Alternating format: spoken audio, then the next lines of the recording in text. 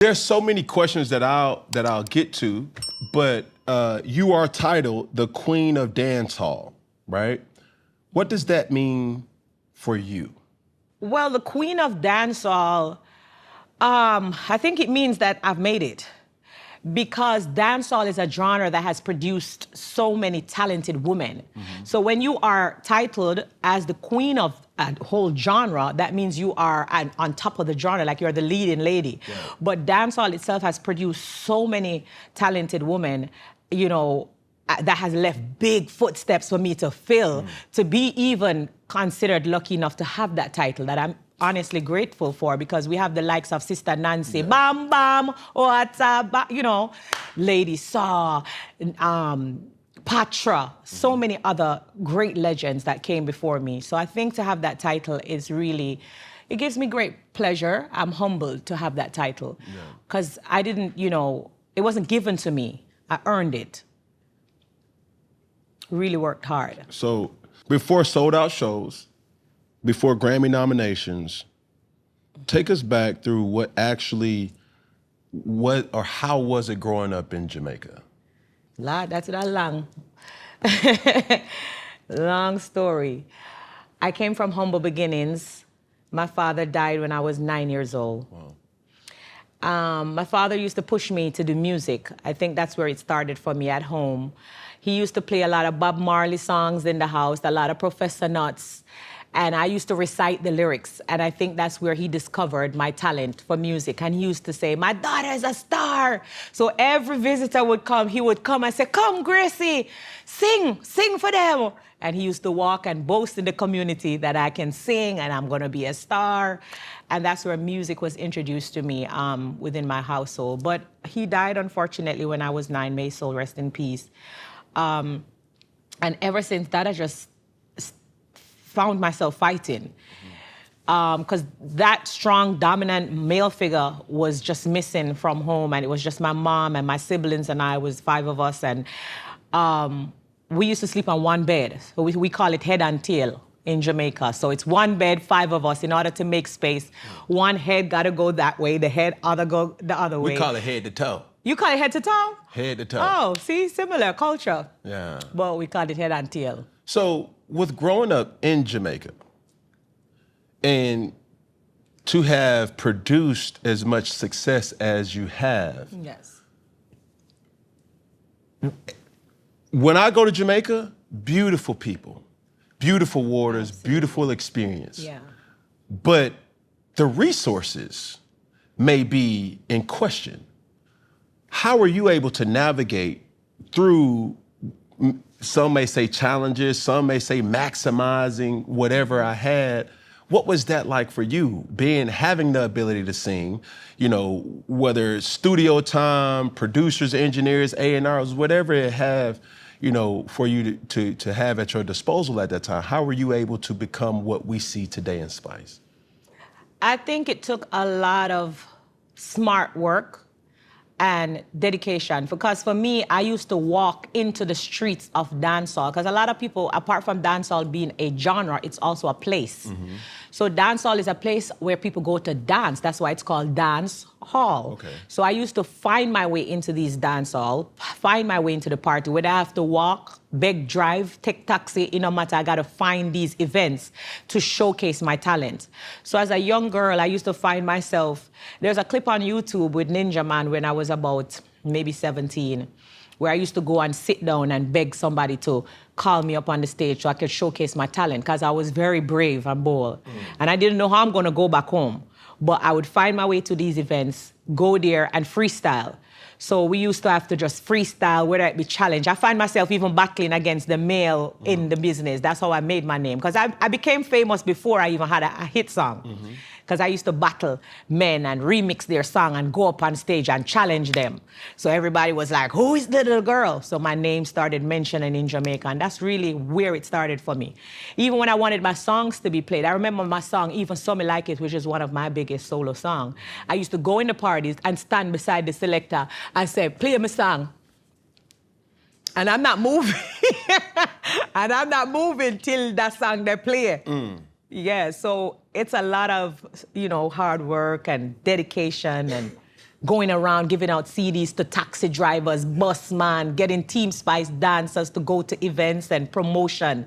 You know, I'm the queen of promotion, by the way. I know for market myself. That we go to school for. So I feel like that has a lot to do with, you know. But when you say these type of things, I'm trying to decipher, like, what dance hall is relatable to what I may see. It sounds like Apollo. It sounds like just a cipher or a battle rap or whatever.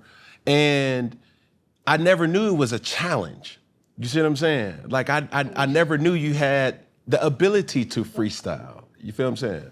No, we had a lot of clashes in Jamaica. We call them clash, old school clash. That's where it came from. Like, two artists would go up and battle. I think in hip hop world they do that too, where they rap battle against each other. Yeah, it's a in rap a dancehall, we have a lot of clash where people go on stage and they battle against each other. Verbal. Yeah. Lyrical, on stage, grimy. It's kind of different from over here because you go on stage and you're battling, people will boo you, they'll throw bottles at you, bust your face. Like, it's real hard in Jamaica, real tough. And that's what you did. That's what I did against some of the greatest men in Jamaica. Woodman. Real bad gal. Real bad guy.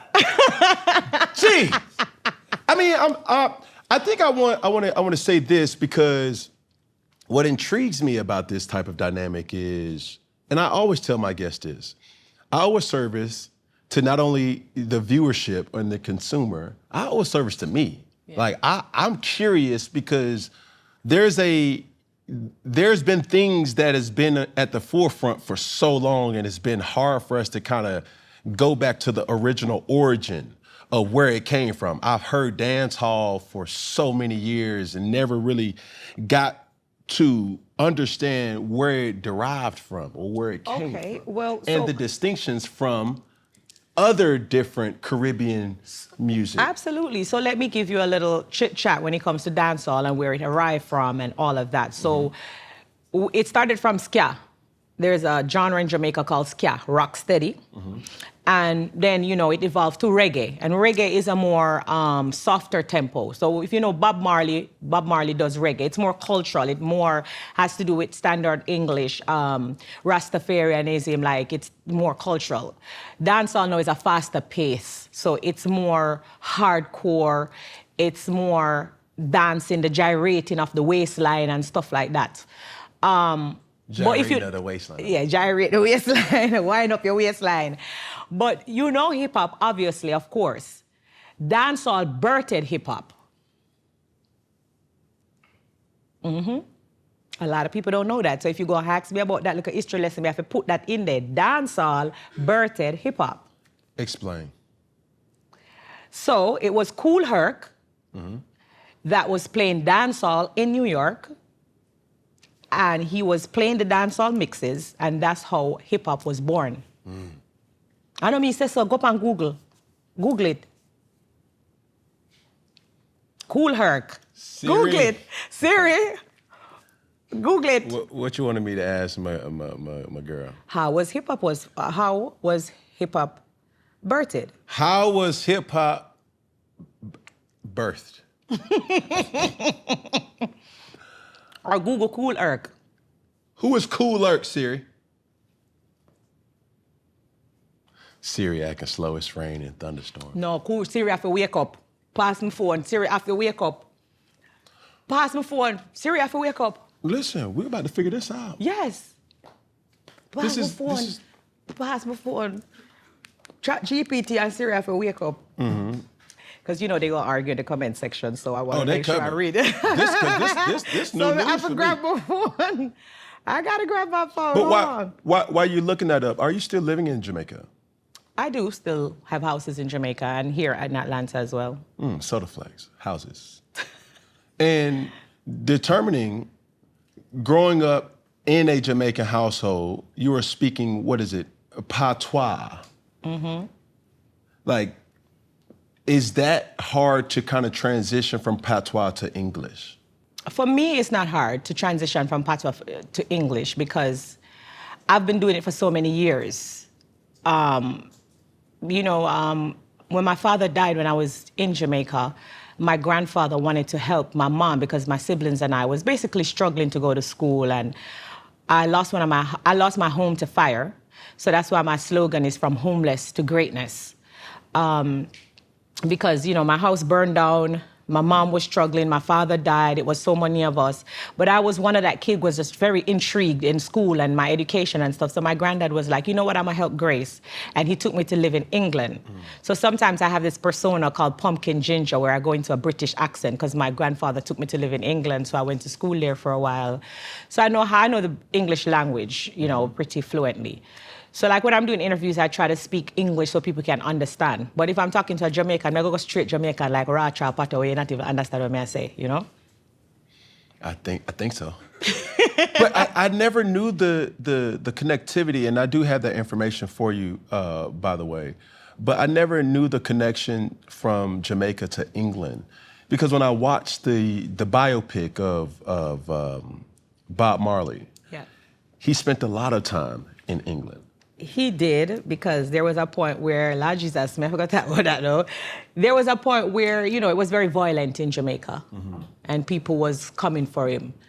I guess you probably saw that in the biopic as well. I didn't see the accuracy Yes. of, you know, him being violent or people were coming for him, but I just never. Well, I mean, it's public information, so I'm sure it's something I can talk about. He got shot in Jamaica, and, you know, it was becoming very violent in Jamaica at the time. And so he went to England to spend some time in England. I think he worked on some of his album there as well. So, yeah. So the information, as you were speaking of. You find Cool Herc? I did. According to Rolling Stone magazine, while hip-hop was forged on the streets of New York, its roots trace back to Jamaica. DJ Kool Herc was born in Trenchtown, Kingston, and lived there until he immigrated to the Bronx at the age of 12. Herc brought this Jamaican sound system style to New York, combining it with American soul and funk to create the blueprint, as we call hip-hop.